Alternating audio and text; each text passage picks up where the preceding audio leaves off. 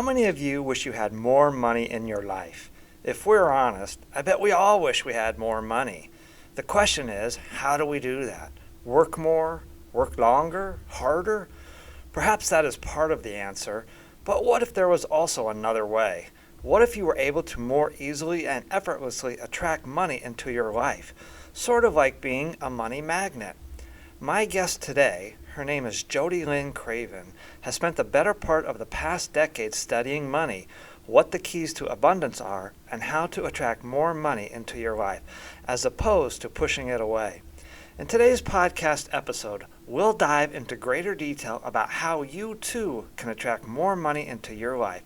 We'll talk about how do we attract more money, what are the keys to abundance, and what are the 3 phases of the fluid money blueprint. Jodielynn Craven has served in the role of financial advisor, financial educator, and creator of Abundance Consciousness and the Fluid Money Blueprint. Jodielynn has advanced knowledge, experience, and expertise in modern financial structures and, alternatively, the mindset and energy behind money.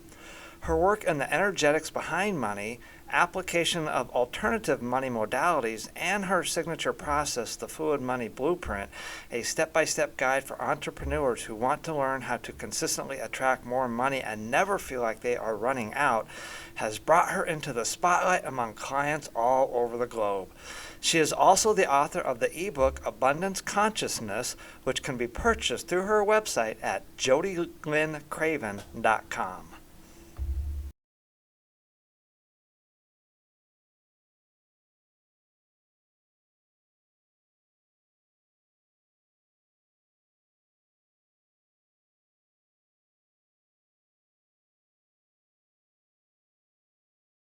Hi, Jodielynn. Welcome to the podcast today. Thank you so much for being here. I appreciate that. How are you doing today? I'm doing wonderful, Brad. I'm so excited to be here with you today and have this conversation. Oh my gosh, I am too, because you are a money mindset coach, a money mindset master. We all want to know. I mean, this is like the topic of all topics, right? We all want to know how to get more money, and we That's all want to right. know how to do it in a way that doesn't we don't, work ourselves to death. Everybody says get another job or just work harder or work more. And as I mentioned in the intro, I'm sure maybe that's part of it, but if there's an easier way, we are all ears. So let's just dive right into this. How did you get started down this path? Tell us a little bit about your background and your story there. Yeah, I messed up a lot is the short answer. Okay. A lot, a Can relate. lot. The long answer. I was, in my early 20s. I ended up buying a house in the boom of the economy with my then boyfriend, and it was this little A-frame cabin. It was beautiful. It was on a lake. Oh, I wow. loved it, and at that time when we were buying, it felt very similar to what people are experiencing right now. Like, hurry up and get in before you can't afford it, and all this Uh-huh. market talk. Everybody was crazy. It felt just like that, and we didn't really do a whole lot of due diligence because we were in that panic mode. And then fast forward a couple of years, I always tell the story like this: the economy died, the housing market died, the lake died, and so did my relationship. Oh, And I no. was in this, pivotal spot in my life where I felt like I had no choice. I felt like I had to stay simply because I had this mortgage and this huge debt. And our house, to give you an idea, we paid, I think it was around $310,000 for the house. Wow. Okay. And when all of this was happening, the tax value or assessed value of the home at that time was Wow, $150,000. you asked more than I did. Wow. Yeah. Yeah. So I didn't know what that meant. Like, what does that actually mean if your house is worth less? Like, if you were to sell it, what happens? So I went on this journey of trying to understand what was going to happen next if I decided to leave this relationship. First, I went through the experience of there's nothing that I can do. And I remember having this conversation with my dad and saying, I can't do anything, Dad. Like, even though I see that our relationship is broken and it's not, it's not good for me and I want to leave. I think I was 25 at the time. I said, I can't. There's nothing that I can do. And my dad said 2 things. Number one, it's only money and you can always make more. And I thought, okay, right. I'm not sure I'm buying that quite yet, but okay. And then this was the most important thing that he said out of that conversation. He said, it's simply a choice, Jodielynn. You choose to stay and you choose to be happy because you chose to stay, or you choose to leave and you choose to be happy because you chose to leave. Wow. Either way, it's your choice. And I knew for me that I couldn't choose to stay and be happy with everything that I was seeing. It was a very volatile relationship. It was very emotionally abusive. And I could see that it was going to take a turn or could potentially take a turn and, wow. be very dramatic. So that's when I started to go through, the process of understanding, okay, what will happen to me? And you know what? The bank does not want to tell you what's going to happen when you stop paying your mortgage. Been there, seen it. I know what the bank does. Yeah. Right. They stop taking your calls. They won't answer that one. I went to the extreme of my dad and I banked at the same bank. And I said, Dad, like, they're not giving me any answers. They won't tell me what's happening. And, researching that, like, Google, what happens when I stop paying my mortgage? Yeah. Like, it's scary, right? Especially when you're that young and thinking like, what's going to happen to me now? Are they going to sue me? Are they going to throw me in jail? I had no idea what was going to happen. And so my dad made the appointment at the bank for himself with the manager, the top manager in their office or whatever. And I went along with him and, she closed the door and we sat in this. He's like, so this is my daughter, Jody, and she has some questions for you. Oh, wow. Okay. And she answered some of my questions. She told me some things that she said she shouldn't be telling me. Like, if you decide to default on your mortgage, you don't want to have any money in any kinds of accounts here because eventually we will take it. And I didn't know that. So that was super helpful that she was giving me kind of insider information that no one else was going to tell me. And then I made the decision to go through the foreclosure process and go through consumer proposal, which is like one step above bankruptcy. And at that time, I felt a lot of shame and a lot of anger and blame. And, I was not only blaming like myself for getting into this relationship and making this decision to buy this house at, this peak of the market. I was blaming the market. I was blaming the banks. I was blaming high school because no one ever taught me any of this stuff. So I had a lot yeah. You don't learn any of this in high school. Yeah. Right. And there's so much emotion around money. And when it comes to shame, when we make mistakes with money, it doesn't matter if it was a large mistake like that or something, equivalent or even something small, might be small in my mind, but might be astronomical in someone else's mind. We connect this shame to it, and we connect that shame to who we are on a soul level. And that impacts everything. So that journey, lit this fire within me to understand how money works. So I got into the industry part-time. At that time I had a successful career as a safety person in oil and gas, believe it or not. And I was loving that. But I felt so taken advantage of and so ill prepared for everything that happened that I thought I need the education on how money actually works. So I entered into the industry and I became a financial advisor part-time. And then I fell in love with that. And I've been doing that for 11 years. And throughout that career, I started to notice different things with myself as well as the clients that I was dealing with. Brad, I would save people $1,000 a month just by rearranging some debt, getting lower interest rates, whatever. Right. Mm-hmm. And then I'd make this wicked plan on like, you're going to be out of debt in a year and we're going to do this and this and this. And I would set everything up. They would sign the paperwork and I would leave. Everything would be done.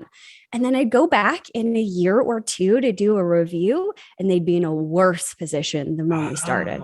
Okay. And so I could see that there was something else going on. It wasn't just the simple accounting of like 1 + 1 = 2. No, there was something that was distorting the whole picture.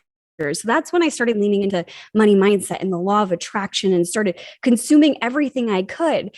And, after a couple of years of doing that, I felt frustrated because I'm very A-type. Like, give me the steps. How does this work? Me too. Yeah. ABC. Yeah, 1, 2, 3. right. Yeah. The ABCs. What do I need to do? Am I doing enough? And the law of attraction specifically was the teachers that I was listening to. Not that they're bad in any way. It's just kind of the way that it's taught. It's very like airy fairy, like, oh, just be positive. And in my mind, I'm like, what? What does that mean? Like, I'm already positive. Is that good enough? Like, am I doing enough? Like, do I just need to do more gratitude? Like, what kind of gratitude? I was always second guessing myself. And then at that point, and this was probably about 4 or 5 years ago, Oh, okay. I just went within. I was like, okay, I've gone without, to find all of these teachers, and I'm not getting a specific or clear answer of what I want. Like, what am I doing wrong per se? So I went within and I actually started to channel the abundance codes. So words would drop in, questions, phrases, philosophies. And I literally built my abundance consciousness coaching practice on finding the information for myself. That's it. I didn't even want to teach it. I just was so excited about the key codes that were given to me that I started to share them, and people asked me to teach them. And that's when I created More, which is my 12-week course that people can go through to move through this. And inside of it is what I call the Fluid Money Blueprint. So the actual tangible steps on how to open up to receive more in your life. Okay, wow, that's incredible. We'll get to your money blueprint here in just a moment. And so what have you learned that you can share with us about abundance, about attracting money, all of that stuff? Oh my gosh, we could talk for days, Brad. I'm willing to go. Okay. The things that I have learned, number one, we attach things so deeply. Mm-hmm. Whether we have money or we don't have money, we create this meaning around it. It means this. And we're very absolute and linear in the way that we think with our mind. To make money, I've got to do this and then this and then this. So right. Typically I'll deal with entrepreneurs, and being an entrepreneur for, over a decade, there was a formula. If you call this many people, then this many people are actually going to book with you. And out of those who book with you, then this many people will actually show up and you'll actually close this money. It's always, this law of averages. Uh-huh. And it's whatever you believe to be true is going to be true. So if you believe that, it's going to take 100 people to get 10, that's what you're going to see. It will. To get 10. Yeah. It will. Yeah. So that was a huge thing, is that we're creating our own reality in real time, and studying this information that I channeled and living and breathing it has morphed into so much more, because it's more of a moment to moment thing. Like, who are you being in this moment that truly matters? And where most people in our society spend their time is either in the future, thinking about what they don't have yet, but they would just really love and they need it so bad to, make their life good, or the past, the things that have hurt them, the mistakes that they have made, rather than this present moment. So that is a huge one, is what we're attaching in the meaning that we're creating, and how we are creating this reality simply by the way that we've always done it, and breaking that box open to see that we live in a world of a billion possibilities, or billions of possibilities. Infinite possibilities. Infinite. Yeah. Exactly. So Yeah. That is one way out of an infinite number of ways. So if I can find a different way, if I can even just open up to the possibility of another way working, I can start seeing other possible ways that I can achieve my goal of having more money or having more clients or whatever it may be. So let me back up and ask something. You said who you are being in the moment, and I can very much relate to that with the path and journey I'm on. So when it comes to money, and of course we all want money, and you're exactly right. We think we need to do X, Y, and Z, and the entrepreneurial philosophy, call so many clients, you'll get, so many return calls, blah, blah, blah. Mm-hmm. Who or what do we need to be in the moment to have more money coming into our lives? Ooh, okay. Yeah. Well, I think it's subjective. Okay. Good point. Words are subjective. And it's really interesting when you get to this point where you're looking at the words that you are using to define things, because typically we have a slightly different definition of what that word means: good, bad, positive, negative, whatever, right? We have one that we've anchored into. So where I would start with that question is when you say, I want this, and when I have this, everything that I desire, what will you feel? Those emotions are what you want to align to. So for me, if I want to make $1 million or whatever it may be, I'm going to feel joy. I'm going to feel excitement. I'm going to feel bliss. I'm going to feel at peace. I'm going to feel free. These are who we need to be in this moment. And we need to break the belief system or, disattach or like unattach from the belief system that it takes whatever, $1 million, say, for example, to have those emotions. Because that's what a lot of people think is when I get there, I will feel it. And there's no way for me to feel it here in this moment, which is not correct. I always talk about absolutes in my teaching, and there are very few absolutes. So this is what an absolute is. An absolute is that this one standard, whatever it may be, this one belief or this one truth applies to the entire world uniformly. You look at anyone that has this said thing, and they're all going to be X. That's an absolute. Now, when you start breaking it down with money, when I have money, I will be happy. Is that an absolute? You take a look at all of the people with money in the entire world. Are all of them happy? No. No, yeah. We know a lot of rich people that are miserable. Yeah. Right? And the opposite is true because, okay, well, if you have to have money to be happy, that when you're poor, you're unhappy. So let's look at people who go without, I guess, right? Poor people. Okay. Is every single, human that is living on this earth that is poor, quote unquote, are they all unhappy? No, it's not an absolute either. So that means that there is not a direct correlation, that you can have happiness and you can have money, but they are not necessarily connected unless you are the one connecting yourself to it. Does that make sense? For me, it does actually. Let me try to summarize that real quick. So essentially, it's be the emotion you want to have, and you can have that emotion without actually having the thing. So what feelings or emotions does having $1 million bring for you? You said excitement, happiness, joy. So be those emotions. And then let, as I've learned in my journey, let the $1 million be the byproduct of those emotions. Yeah, because there are infinite number of ways that you can experience happiness, joy, and peace and all of that. That's so cool. You and I are like two sides of the same coin. Wow. I love it. It's so good. Well, and the thing is that there's a lot you can get excited about in your everyday life, or feel happy about, or feel free about, or whatever. You can choose a new perspective that is going to allow you to feel more of these things in this moment right here where we are. And when you do, like, attracts like. So now you become magnetic. And the issue with this principle, or not issue, but the thing that I see most often is that in our society today, we have no idea what we feel. Yeah. Yeah. I rephrase that. We don't know what we feel. We don't know what we want. That too. Yeah. We have no idea what we want. Yeah, no idea what we feel. We just think money will fix the problem, right? Well, if I have more money, then I won't feel limited. Well, there's lots of people who have lots of money and they still feel limited because they have this belief system that it's never enough. So let me ask about belief systems. So a lot of people will say like money doesn't grow on trees, or money is the root of all evil, something like that. What was your belief system at the start of this journey about money, and where's your belief system now about money, and how did it change, or how did it change or evolve, and how were you able to change and evolve your thinking, your money mindset, I guess? I think it's evolved so many different times.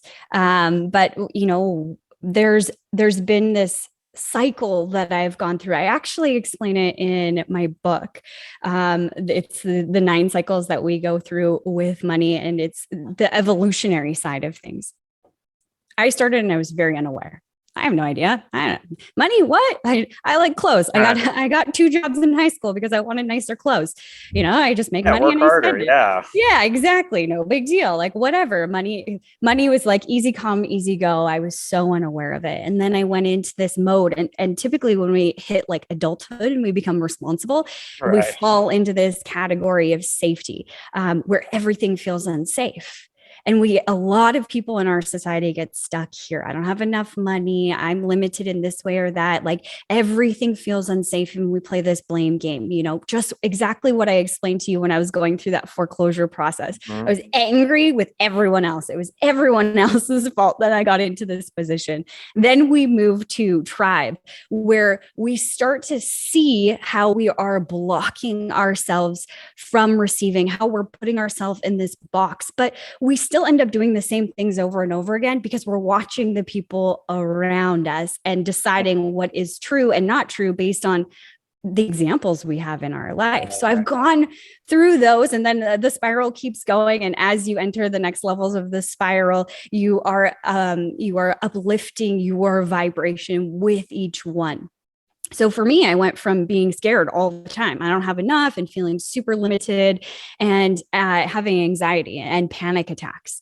And I had that right up until probably about 5 or 6 years ago. Wow. Like panicked all the time. I would wake up in a state of anxiety. To today, things are completely different. I mean, I don't work in the same way that I used to. I used to work pretty much 7 days a week, 12-hour days, because I was a part of that hustle culture. And I truly believed that if I wasn't working, then I wasn't making money, and then I would lose everything. So I had to unattach from that belief system as well, to even feel safe to take one day off or an afternoon off. And that was a huge recalibration for my system, because I was working so much and I was going through burnout at the time. And it was kind of a forced break that I was experiencing. I needed time to myself. I needed time to go within. And that was one of the first belief systems that I had to overturn, was that if I'm not doing, then I won't be making. And if I'm not making, then da da da da. Like the belief system goes so deep. If I'm not making money, then no one will love me and I'll be homeless and then I will die. You'll be judged on what you're doing and your money and all that. Real quick, you said you would wake up with severe panic attacks. Was that over the worry of not having enough money then? It was looped into everything, because I think where we see, one negative belief system or one belief system that is blocking us, it also impacts other areas of our life simultaneously. We're just not seeing it as prevalent as we might be in money. So for me, I was anxious. At the moment I woke up, I felt anxious. And when I started to lean into it, because I didn't even know that. To be really honest with you, Brad, I would have told you I'm super insightful. I know what I'm feeling. I'm super positive. And if you would have said, Jodi, what's your average, emotion in a day? I would have said happy, period. Like happy. That's good. And right. I thought and it's going back to the misunderstanding I had about even my own emotions, how in society we're not really taught to look at these things. So I just would have said happy. And I run my students through this actual exercise as well of detailing your day. What do you do in an average day? You wake up and you brush your teeth, or you get coffee, or it doesn't matter what it is. You write down what you do in an average day. So I did this exercise. I wrote down everything that I would do in a normal day. And then I went back to each line item and referenced, how do I feel? And some of them, I had no idea how I felt. Like, how do you feel when you wake up in the morning? I don't know. So tomorrow when I wake up, I'll find out. I just started living that. Right. And I woke up the next morning and it was extreme anxiety. So the way that I felt it was just heaviness on my chest and on my shoulders. It felt like kind of the more that I acknowledged it, the fiercer she got, so to speak. I could feel like as I was experiencing it in that moment and watching it, I could feel my heart or my throat close off. I could feel heart beating intensely. And I was going into that fight, freeze response. Yeah. Okay. Yeah. I was going into that response, so that automatic response of scarcity or being scared. And when I started to actually lean in and ask the question, why are you so anxious? The first things that came through were, I should have done more. The hustle culture, the hustle mindset. culture. Yeah. I should have done more. And then you start asking some questions like, well, what more should you have done? It's like 6:00 in the morning. Well, you should have done more. You should have woken up earlier. It was this belief system of, I have to be doing all the time to be receiving, to be worthy of receiving, to be safe. And it was a distortion. So I needed to unpack what it was that I was afraid of, and what was driving that, what was triggering it, and how to get myself out of that said response, because that was running the rest of my day. And when I looked at all of the things that I did in a day, the majority was not happiness. There was pops of excitement and joy, because I'm just a joyous person. That's how I've always operated, is I am joyful. But the majority of my day was filled with anxiety and overwhelm, which was shocking. And so 2/3, maybe more than 2/3 of the population on this planet is caught up in that scarcity mindset, that hustle culture. I'm slowly transitioning out of that. Take us through then. You switched from this hustle culture, this scarcity mindset, to how would you describe your mindset and your culture now? And how did you get there, I guess? I am very fluid with it. The thing that I think people need to understand about attracting money or living an abundant life is that you're never done here. With anything that you're learning, you're never done. And it's not, when I get here, then yay, I'll have the fruits of my labor. No, you can have the fruits of your labor right now. You can receive, even though you have blocks, if you believe you can. You can be supported, you can be provided for. So it's shifting those things. Where I am today is on this constant journey of ebbing and flowing with what feels good. Some days it feels really good to do this and that and whatever. And other days, I just want to go and play. And I allow myself to do that and to be fluid with my life, which is a constant practice, because we live in the third dimension where there is contrast. That's not going away. Even if you have $1 million, there's still be contrast, but it's the way that you respond to everything in your life. And that's the biggest difference for me, is that my response to life in general is completely different. The response to my relationships, the responses to money that I have, the response in this moment here with you is completely different. It's from a place of peace and being grounded and having this unshakable or unwavering faith that I know I am provided for. So I get exactly what you're saying. I am so literally, you and we're going to talk a lot more, because literally we are two sides of the same coin. I love it. How did you, because I know there's a lot of people that are listening saying, yeah, this is all good, but I don't have that belief, or I don't have that faith that I am provided for. Was there a special moment, a turning point that all of a sudden you just knew, you felt it in you that, okay, I know that I am provided for? That's a huge faith, a huge key piece of the puzzle right there. Yeah, that allowed you to shift from scarcity to abundance. Totally. I think there's a couple of pieces, and I think it's like this deepening belief as I ebb and flow through my life, because again, we're not done. We're still learning. But the first one is to see how I distorted my own reality. And I say that in ways that we'll convince ourselves that something is going on. We don't have enough money, and we'll convince ourselves to a point that it's just simply what we believe. And that a big one that I hear all the time is freedom. I can't do what I want, so I'm not free, and I need the money so that I can be free. And we keep saying this narrative over and over and over and over again, and then we create that reality. So it was first seeing what I was creating. If I saw lack in my life, I could take ownership of that. I created that lack or that scarcity, and ownership from a place of not beating yourself over the head with a stick. Yeah, I get that too. Yeah. Yes, because that's the first place people go, whack, I did something bad. Whack, I'm a bad person. That's not going to get you any closer to where you want to go because it's not the right. It's not, I don't even want to use the right. It's also low level emotion when you're doing that. And you're also saying something is wrong. Well, it's neither wrong nor right or good or bad. It simply is. And then you're saying it's bad or it is good. You're deciding that. So for me, it was seeing, oh, I decided that, I never have enough money, that I am scared about money, that I'm always anxious, that I have to do, or whatever it is, all of these belief systems. I decided that. And then my brain went to work finding examples of that truth. Now, if there's billions of possibilities or an infinite amount of possibilities that exist, what's the likelihood that another possibility exists when I look back? What is the likelihood that that wasn't actually an absolute that happened in my life? It was just me saying that, and another opportunity or another perspective is available.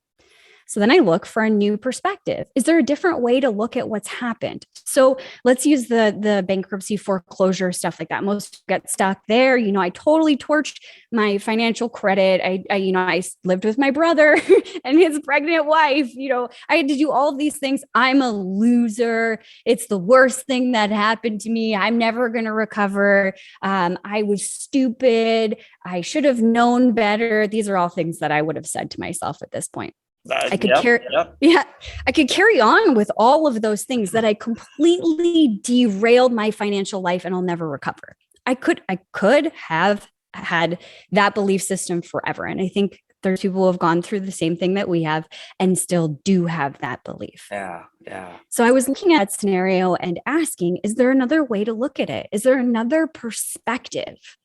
Like, wow, I learned a lot of information going through that, not only about finances, but also about me. I learned to stand up for myself in a really scary situation, one where I was being gaslit and manipulated, and I had the wool pulled right over my eyes. Wow, I came through that and I saw all of that and I stood on my own 2 feet and I asked for help. And I had family who I segregated from for a long time. That's what happened in the relationship was I was pulled away from the people who I cared about most. And not to delay blame or whatever, this is just my experience of how it happened. But they took me back in and they loved me and they, provided me a safe place to live. I wasn't going to die. I wasn't going to be homeless, right? All of these things. And, I'm a shitty person for making that mistake. Well, I use the best friend analogy. So when we talk to our best friend or the person that we care about most in the world or whatever, you can interchange the words there.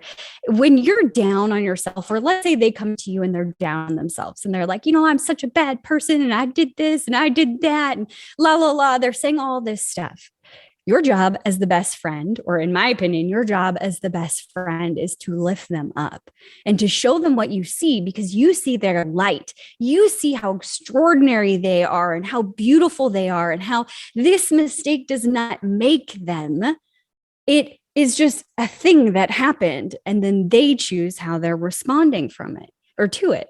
That mistake doesn't mean that they're a horrible person, or I wouldn't say that they're a horrible person. So when I said all of these things about myself, then I enacted the, best friend method, or so I call it. And I said, what would my best friend say to me? If I said all of these things to her, would she be like, you are a loser? Oh, wow. No. She wouldn't. She would look at me and say, Jodi, it is an event that happened in your life and you get to choose the response from it. But it doesn't make you a bad person. It doesn't make you stupid. It's a mistake. It doesn't mean anything about the human, the soul that you truly are. So I started to gain a new perspective simply by doing that with myself, becoming my own best friend and looking at it from a new position and recognizing the beauty that came out of that situation. Like, I literally wouldn't be here with you today, Brad, if that wouldn't have happened. Wow. I wouldn't be here. And I'm so grateful that I'm here. And sure, it was tough, but it didn't break me. It didn't break me at all. Maybe in those moments, it felt like it was breaking my heart and my soul, but it didn't. I am stronger today. I am wiser today. I am more insightful and more compassionate because I went through all of those things. Therefore, I'm grateful. I've got chills. I've got goosebumps. I'm gonna have to go back and listen about this own podcast here. This is some really, really good stuff.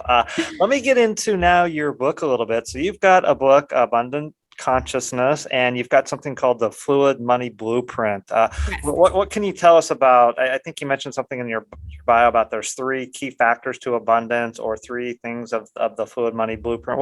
What can you tell us about that? Okay, so first, the book was the 9 phases that we flow through with money. It's basically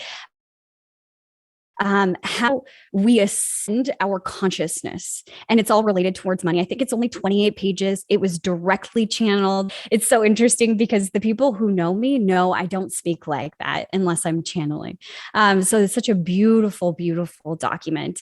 And it just talks about the different things that you'll see in each of the phases, like we were talking about today, and some perspective shifts that you can gain by asking yourself certain things and looking for certain things. So it's kind of like a Cole's Notes version of the channel or the keys that I channeled. And then there's the Fluid Money Blueprint. So I felt called last year to take everything that I had learned and everything that I was teaching and put it into a 3-step easy system. Okay. Because I like that. So I like easy. Yeah, me too. Okay. So there's 3 phases to the Fluid Money Blueprint. The first is unlock your abundance blocks. So this is where I teach my students actually go deeper than the surface, because money is bad is a surface level thing. A lot of people will say, well, I don't really believe money is bad, so that one doesn't apply to me. Okay. But when we draw deeper, when we ask better questions of, is there a fear around money making you bad? Or is there a fear that you're going to do something bad with money and therefore be perceived as bad or something like that? These are the deeper lines of questions. So I have 18 questions that I channeled that are actually, they're made to elicit a response and make you very uncomfortable. When I channeled them and I asked them to myself, your whole body responds, which is a good thing. That means that this is something deeply programmed within you that is guiding your reality that you see today. So neither good nor bad, just is. So going through and actually deepening your understanding of how you perceive the world, because it's never about money. It always comes back to who we think we are as a person, or, something that relates deeply towards our soul. So we need to sort that out and learn to ask better questions. So I channeled these 18 questions. My students, when they go through phase 1, they are going to see a whole new picture of the way they see the world through money. Wow. And then we go to phase 2, okay, which is unlock abundance blocks is the first one. The second phase is, oh man, now I'm blanking on the name. Uh-oh. Yeah, I talked too much about that. It doesn't matter. Phase two is all about your triggered responses. Okay. So the thing is that we can see our beliefs and we can say, that doesn't really resonate. I'm going to, start to shift off of these things and believe something else. But everything is connected. Us as human beings, as well as the way that we think, and then our actions. So we have these automatic responses that we've programmed in. Easiest way to explain it, I'm sure you've driven home at some point and then been like, how did I get here? I don't remember turning left at the stop sign. Did I even stop? Oh my goodness, right? Your brain makes it so automatic. Now we do this with money, and our emotional responses are included or encapsulated in these responses as well. So let me give you a money one specifically. When I used to open my bank account, I'd go like online to my computer. This is me typing. I would go to, whatever bank it was, and the number would pop up and you're about to put in your password. And all of a sudden, boom, I would feel anxious. I would feel all of the things I described to you about when I would wake up in the morning. That would happen real time.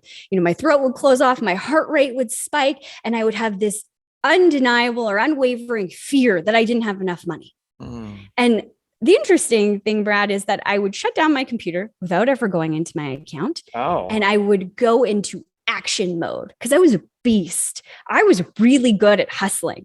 And I just seemed to never run out of energy, or I would just put my needs and, what my body needed off to the side and try and kill myself to get the job done is what I was essentially doing. And that's why I started to experience adrenal fatigue and, all of these things. But I would automatically go into action thinking if I just acted, I could act my way out of this fear. And what I was doing is I was infusing fear and anxiety into every action that I was subsequently taking. And then fast forward, whether it was hours, maybe even days that I could stay in this response, at times, I would find myself banging on the keyboard or my phone.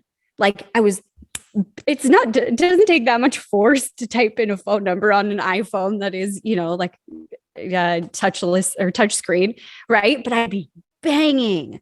And it was all from this fear. That was the automatic response. I would be afraid I didn't have enough money. I would go right into action and I would try and alleviate that response. But while I was in action, the energy, the frequency that I was bringing to every phone call, to every meeting, to every interaction I was having was fear, fear, fear, fear.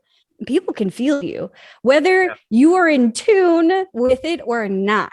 Whether you know how to feel other people's energy and you've studied that or not, people are feeling you while you are in these states. So if you are in a state of like desperation or need or fear, which encompassed all of those things that I was feeling at that time, people feel it and they are repulsed by you. Yeah. They want to move away from you. They don't know why, but they want to move away from you. So you're trying to like grasp at straws and things get harder and you find you're like fighting or grinding or like pushing harder and harder and harder until you like collapse. And then you get out of the response, calm your nervous system, and then try something new. Maybe now you're in a state of being happier or joyful and somebody calls you back. It's like how Abraham Hicks talks about the bobbing of the cork. You're like just holding the cork down. And when you just let it go, then you allow things to happen. It's that energy that you're putting out there. So that is phase 2, is identifying what the trigger is and then having a procedure essentially on how to get out of the response. So that I call CAST. So it's a custom method that I developed on how to move through it and how to rewire your brain.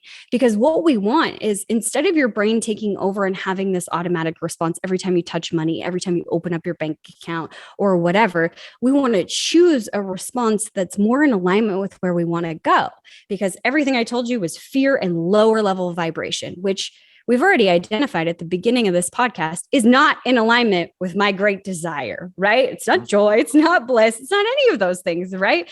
So I want to be able to choose consciously a new path. So CAST is 4 steps. C is celebrate. And I'm going to tell you exactly how to do it. C is celebrate. The reason why you're going to celebrate is when you celebrate, you're waking up your brain. You're saying, pay attention. This is something important.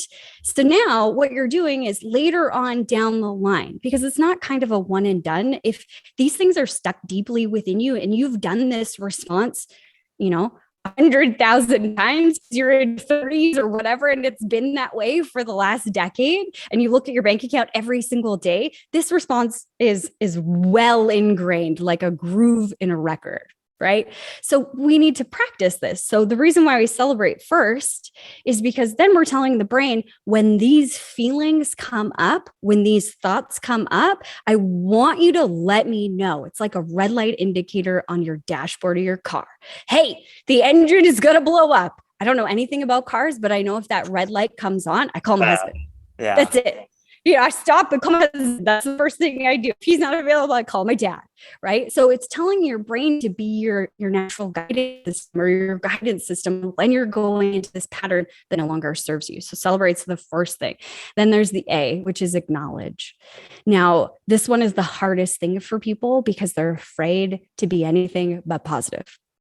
And we end up being superficially positive. I'm happy. And it's like this plastic smile, right? Okay, let's go deeper than that. So in step 2, acknowledge, we want to acknowledge what you're feeling. Acknowledge the deepest levels of what you're feeling. And it doesn't have to take hours or days or whatever. It can be seconds where you just simply put your hand over your heart and you ask, baby, what's wrong? I always imagine it like you have a toddler inside of you. When we go into these responses, it's kind of like a toddler having a tantrum. And what we try to do, or tools that I had learned in previous, timelines, is logic, just logic and reason, right? Calm down because you're okay. But the thing is that a toddler doesn't respond to logic or reason when they are having a meltdown, right? Right. They are having a meltdown and they just need to be heard. And so if you imagine like you have your own toddler, baby Jody, baby Brad, within, and when you go into this response, this is baby Jody having a tantrum. You can't logic with her. You need to listen and acknowledge how he or she feels. And all that I do is ask, baby, what's wrong? And then I listen. I listen for my system to give me a response, and whatever it might be. The world is ending. They're so dramatic, children, and are the children that live within us, so dramatic. The world is ending and everything is awful and nobody loves me. And I let her go as much as she needs. I hold the bucket. I think Alison Armstrong talks about that, just holding the trash can, especially for women. They need to get this stuff out. So allow it all to come out, whether it's you verbalizing what is being said, or you're just allowing yourself to sit and listen and allow the feelings to move through you. So that's acknowledge. The third is system. Now we need to calm your system. Okay. We need to come back to a neutral point, because when we're so far out of balance, when we're in this negative spin, it's like stopping a moving train. It's almost impossible. So we need to calm down the system and come back to neutral. And that's simply just breathing. If people are really in an anxiety tailspin, go outside, put your feet on the ground and breathe. Hug a tree. Put your forehead on something hard. There's lots of examples there, and just wait. Give yourself that moment. The more that you do this, the faster you'll be able to move through the process. The more you fight it, the longer it's going to take. So just surrender to it and allow your system to do its job, which is to come back to this neutral state. And then from there, we want to ask, is it true? And this is where we're getting the perspective shift. Is it absolutely true? Going back to the opening up my bank account, the fear there is I don't have enough money. Is it true? Is it absolutely true? Well, no, because I didn't even open my bank account. So I have no idea whether it is true or not. I'm just simply saying there's a monster under my bed. I'm scared.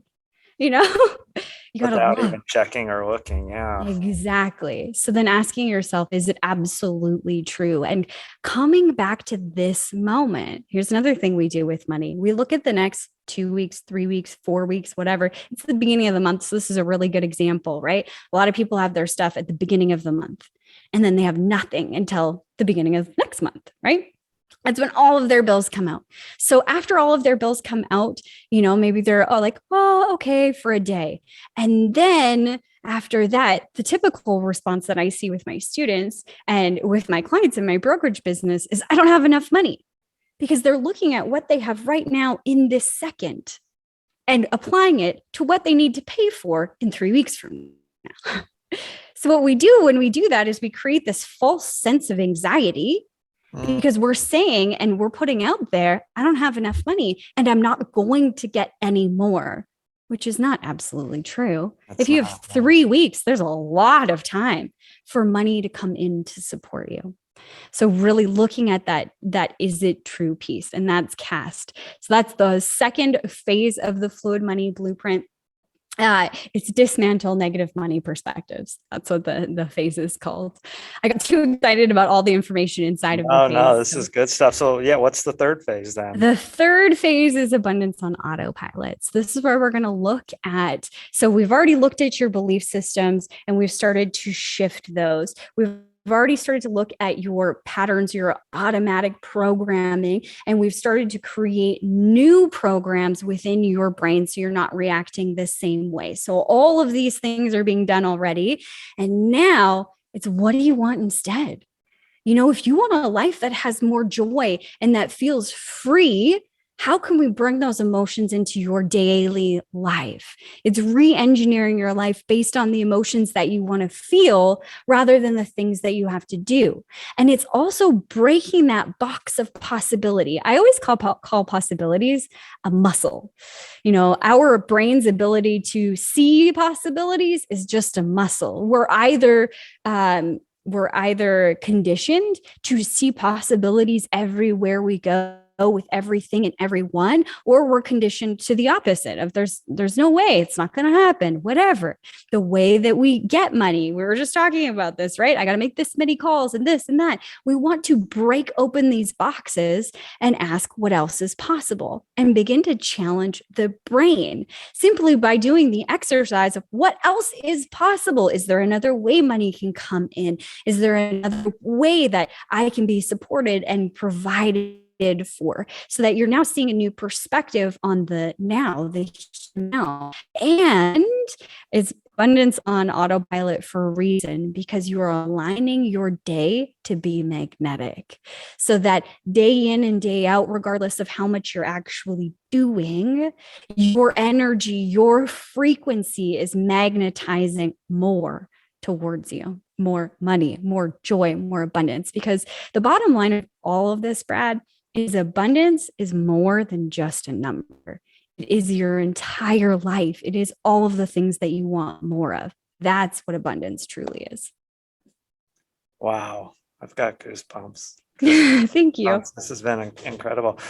Jody, how your book, Abundance Consciousness, Fluid Money Blueprint, how can someone learn more about these? How can they work with you directly if they want to? Yeah. So abundance consciousness, you can find that on my website, just Jodielynn Craven. I'm sure we'll have the links up here. You can go there and you can purchase the book. To get the Fluid Money Blueprint, the only place I have that is inside of the Youre course, which is a 12-week intensive where I walk you through each one of the phases in great detail. And then we also have calls once a month to help you through. I call them shift sessions because people get stuck in their heads. So we want to get them out of their head and seeing a new perspective. And that's one of my gifts. So you can only get the Fluid Money Blueprint through Youre, which there is a link that I'm sure I provided to you of a free training. So check out the free training. And the reason why I say this is because it's going to go through a high level overview of some common mistakes entrepreneurs make, and then a high level overview of that blueprint, like we just talked about. And at the very end, if you're ready to sign up at that point, you get bonuses. So instead of just going directly to the Youre course, you might as well go and get all the bonuses, all the free stuff. Yes. So you'll want to go through that link, the free training link. Okay. And that link is on your website? I believe I gave it to you, but yes, as soon as you go onto my website, there's a pop-up that within seconds of being on my website, a pop-up comes up and says, hey, do you want to join this free training? And the options for when it plays is vast. So you can choose a lot. Okay. I'm actually not sure if I have that link, but I will get that link from you and make sure that I get that posted in the show notes. So just a couple more things to wrap this up. This has just been absolutely incredible. You said so much today, but let's say someone is sitting on the couch at home listening to this. They're where you were, back in 2008, 2009. What's the very first thing? You've said so much today, but what's like the very first thing you would say to this person or coach this person to get them, from point A to point B, I guess, in terms of money? Like, hey, just let's start shifting your mindset, or like, what would you tell that person right away just to get started? There's so many things, but I think you had to pick one. If I had to pick one, just one, I I would ask you to sit with yourself, Uh-huh. and I would ask you to get to know yourself a whole lot better. And this is challenging because as a society, we're afraid of seeing the dark stuff or the scary stuff or the mistakes or, what am I going to find that I don't like? But be compassionate with yourself and sit with yourself and sit with the things that are around money, like just this simple question of how do you feel about your financial situation? A 1 being, I hate it. I'm so depressed about it. And a 10 being, I'm so joyous about it. Where do you sit and why? And allow your body and your brain, your system to start spewing out the answers. Because the reason why you're having this set experience is because of all the belief systems and all the things that have been programmed within you to believe to be true. So you need to see them first. So spend that time with yourself, seeing why you're frustrated. And then ask if you can be shown a new perspective. Like, is there another way that I can look at this instead of me being an absolute failure and my life is over? Could it be, wow, that was the greatest learning experience of my life? Or, that sucked, but look at how tough I am. And I got a few scars, but I'm not broken. I'm Right. still alive. I'm still living. Is there a new perspective you can gain on the past and the way that you perceive the past? And secondly, I feel like this is a 3-parter. Oh, sure. Keep going. I'm all ears. Okay, so I guess this would be like thirdly, No um, problem. asking, what do I want? And we always relate it just to a number. I want $1 million, but like, okay, what do you want $1 million for? Like, start to be specific. Like, what do you want? I want more than enough money to pay all of my bills. And I want to be able to go on vacation, or I want to be able to go and do whatever. Like, everybody has different dreams and different ideas of what they want. So what do you want? What do you truly want? What would make you like tickled pink happy? What would make you like that? And then looking at those emotions that you would feel if that was your life. What's one thing that you can start doing today to bring that emotion forward, to experience that here and now? Even if it's like, I'm going to give myself a foot bath because that makes me feel relaxed, or I'm going to go for a walk in nature because I love hearing the birds sing, or, I'm going to have a conversation with my best friend because they uplift me. It doesn't have to cost you a dime. It's you choosing to bring forth that emotion. How can you do that? How can you bring that into your life? And just continue practicing that with those steps without without judgment. Just keep practicing those things and watch how quickly your entire life begins to change. Wow. Yeah, like I said, I've just got goosebumps. So, oh my gosh, I'm gonna have to go back and listen to this whole episode. You've literally written the book on life and money itself. I don't know if you've written a Thank book on you. all of this part. I'm definitely gonna check out your abundance consciousness book, but this has been quite a bit. So, Jodi, it has been a true pleasure and honor having you here today. Thank you so much. Again, for anyone listening, JodielynnCraven.com. You can go to that website and check out all her information there, and certainly reach out to her, especially if you're having, it sounds like not just money issues, but maybe life issues in general. They're all so connected. Yeah, they are.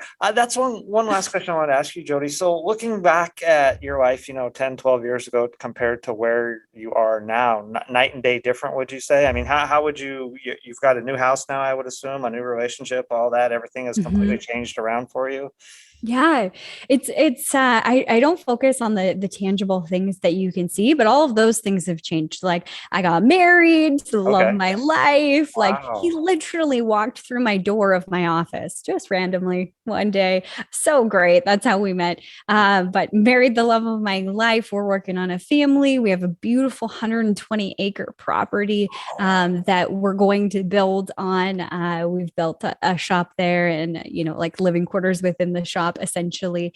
We're doing things very differently because that's kind of how we are, what we do. We wanted to be out here in this vast land. So the things in my life have changed. I don't work as much as I used to. Like I went from working 7 days a week to all in all, I probably work 3-4 days a week, somewhere in there, depending on what's going on. I'm going on vacation this week, so I'll work less.